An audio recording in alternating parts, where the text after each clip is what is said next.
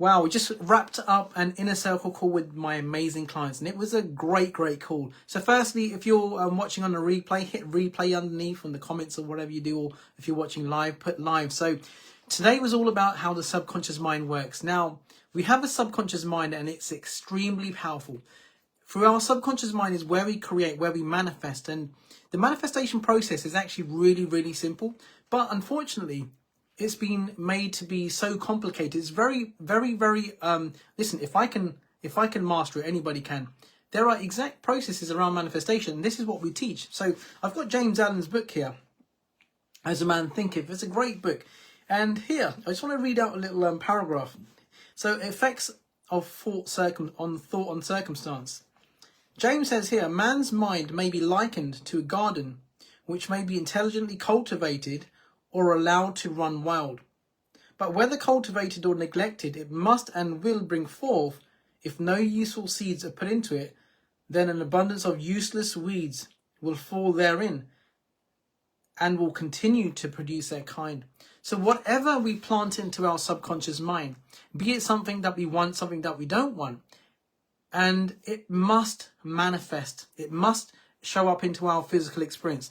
And if you want to look at what you've really got going on in your subconscious mind, what you've been planting, have you been cultivating, or is it full of weeds? Just look at the external environment. Now you can look at anybody. You can look at someone who's doing extremely well in business, and you'll identify with what they've got going on, what they've been cultivating into their subconscious mind. Now you can have two people in similar industries.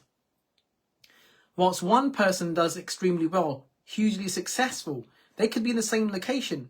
What will said this in the science of getting rich? They could be in the same business, in the same location, maybe even next door to each other. Whilst one person does extremely well and the other person is struck in poverty, always living hand to mouth.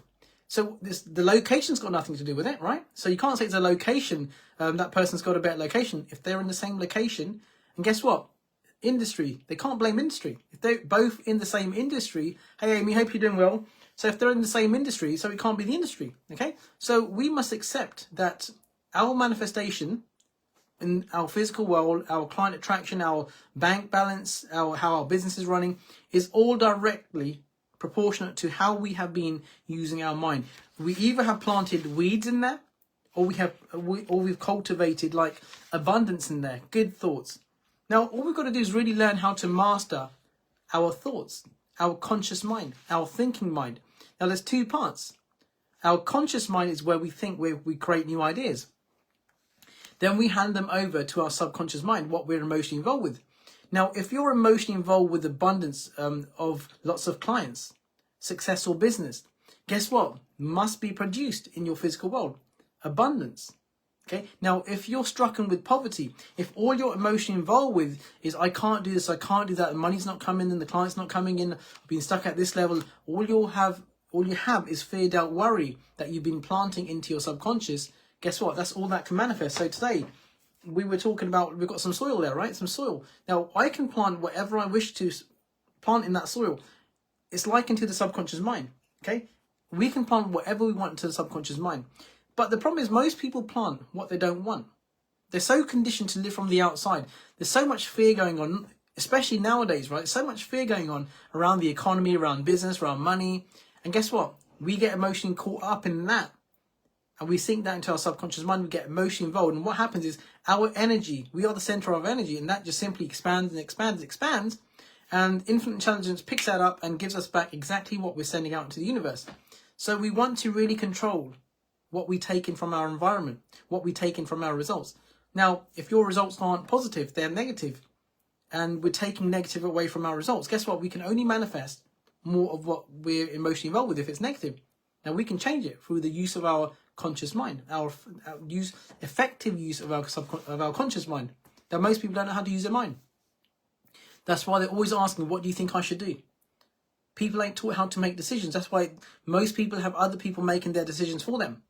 Okay, so we've got to really learn how to make decisions for ourselves. We've got to be in control of our own mind.